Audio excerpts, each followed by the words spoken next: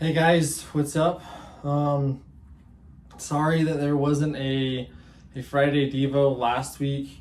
My life was super crazy last week with work and college and just a bunch of other stuff that I didn't have time to do it. Unfortunately, I'm sorry. But we're back this week. We're back in Daniel, going through the golden statue dream and just getting right into it. Today we are going to be talking about the Medo-Persian Empire a little bit and how their government system worked. If you guys remember, as we've been going through this, how each new layer of kingdom, each new kingdom, as we descend down this list, the government system is a little less inferior. It's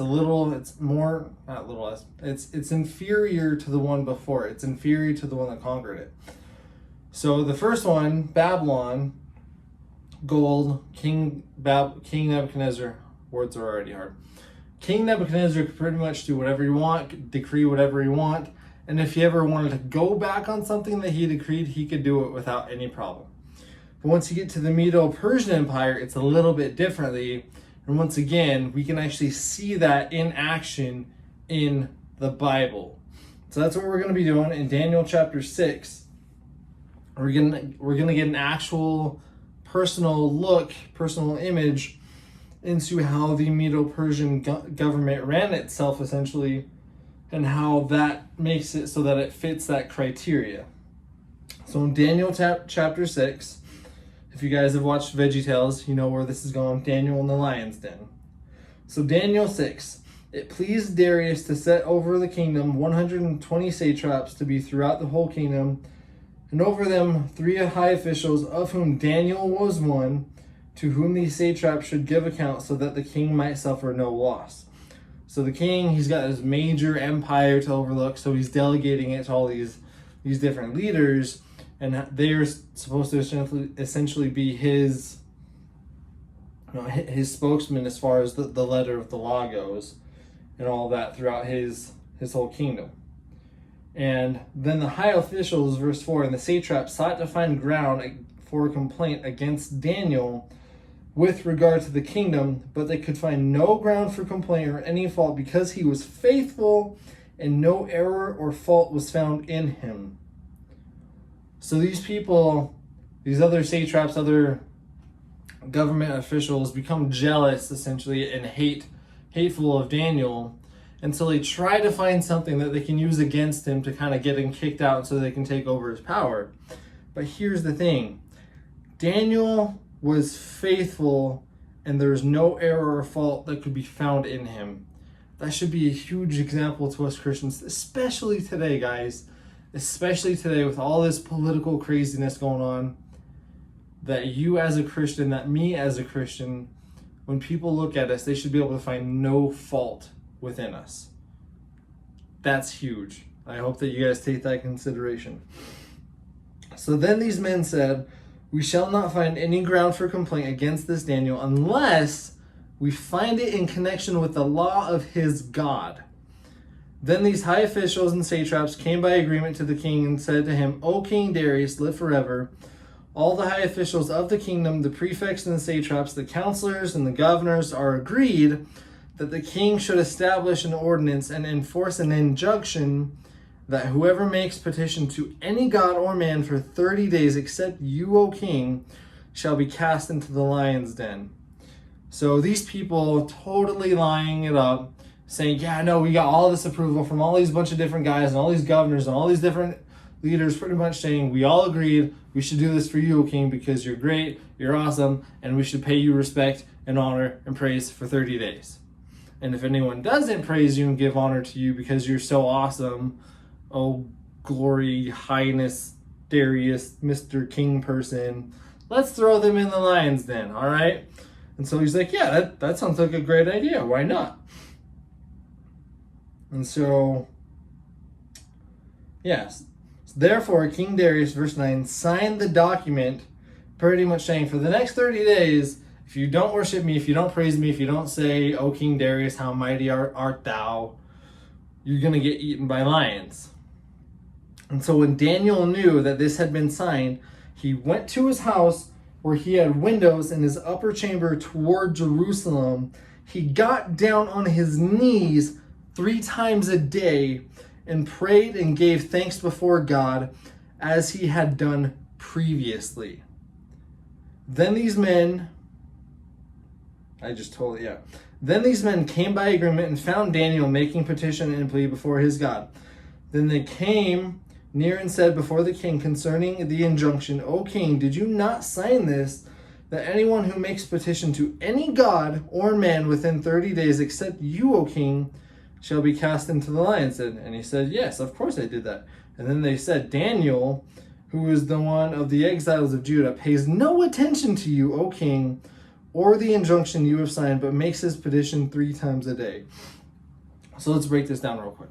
So these hateful, jealous, envious men completely lied to the king to get this thing signed and put into motion, put into law, saying for that this next month, if anybody prays or gives praise to anyone but you, throw them into the lion's den.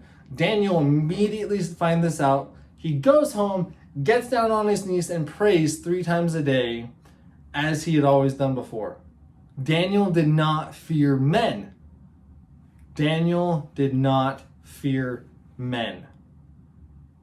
Think about that, especially right now, with all of the craziness, guys, all of the rumors, the conspiracies, whether right or wrong. We've gotten so wrapped up in fearing men. We've gotten so wrapped up in fearing government, and fearing movements, and fearing anti-movements, and fearing this and that and this and that, that sometimes we completely lose sight of God.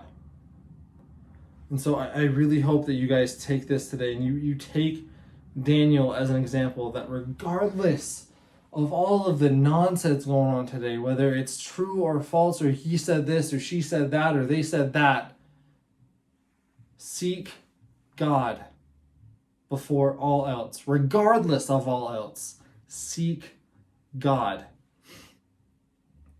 Back to this. Then the king, verse 14, when he heard these words, was much distressed and set his mind to deliver Daniel. And he labored till the sun went down to rescue him. Then these men came by agreement to the king and said to the king, now, O king, that is a law of the Medes and the Persians, that no injunction or law or ordinance that the king establishes can be changed. Here's the point of this. Remember, meeting this criteria where you have King Nebuchadnezzar who could do whatever he wanted, whenever he wanted, to whoever he wanted, and he could change his mind at any moment and it would still be law. But then you get to the Medes and the Persians, remember, from gold to silver, in this government system, the king signs a law into action, and even the king himself cannot undo it until it has come to pass, or until there's another law written in place that acts as a sort of loophole, essentially. And so that's what we see here. We see this meeting of criteria. He took over Babylon, which had control of Jerusalem, and the government system of that kingdom was a little bit inferior. So I just wanted to show you guys that in the Bible and in history, once again, there's these criteria that are being made in this vision. But more importantly, back to Daniel. All right, he is such a great example, such a faithful example for us Christians today. And not just today, but 100 years ago, 1,000 years ago, 1,000 years from now, if God hasn't come back by now, if Jesus hasn't come back by then. No fault could be found in him. Absolutely no fault could be found in him. I'm trying to find a specific part of it. But just think of those words. The only way that these people could get Daniel to be put into this dangerous, life-threatening position is if they used his own religion, his own beliefs, his own God against him in a twisted way. Because they could find no fault in him as far as the world was concerned. They could find no fault in him anywhere. Guys, I hope and pray that is what we seek as Christians. That you're not just going on Facebook, you're not just going on Twitter and Instagram and TikTok for that matter, and any of these social medias, or even at work or with your family, and you're not just being everything that the world thinks that we are, but you're actually being what Christ calls us to be, so that when people today look at you, they say, I can't find anything wrong with this person. What does he have, and how can I get it? How does she have such peace? How does she have such just umph, I'll call it. You know, how do these people have such peace with all this craziness going on?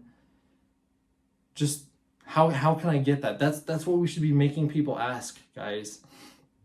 They should see you and they should see Jesus, okay? That's exactly what I learned from Daniel every single time I read this book.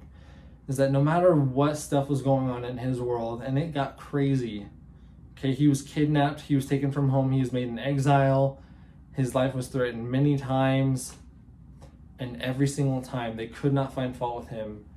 And every time, I guarantee, every time somebody saw Daniel, they imagined that that's exactly what Christ should be like. That's exactly what the Messiah should be like. Hope that you guys have a good week. Hope that you guys are blessed. And see you Sunday.